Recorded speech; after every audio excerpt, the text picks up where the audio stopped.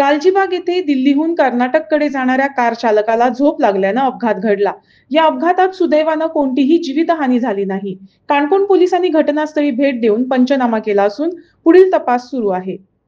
काणकोण तालुक्याच्या गालजीबाग म्हणटा ती हो हायवे नंबर 66 काणकोण टू माशे आणि हो 4 लेन रोड बरो आसा, पूण ड्रायव्हिंग करतल्याक कितें म्हणप पूण एक मोठो प्रश्न येता. हांगा वारंवार एक्सिडेंट जायत आसतात आनी सिलसिला चालू आसा.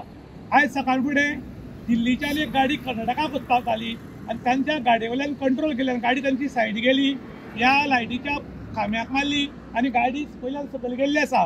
गाडयेक व्हडलेशें लुकसाण ना आनी भितर 2 जाण आशिल्ले, तांकांय बी कांय दुखापत जाली ना, बरे आसात.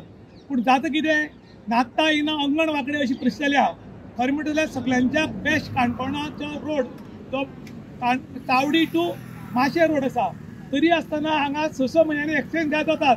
कोण म्हणटात मदीं गोरवां आयली, कोण म्हणटा मदीं आनी कोण आयलो.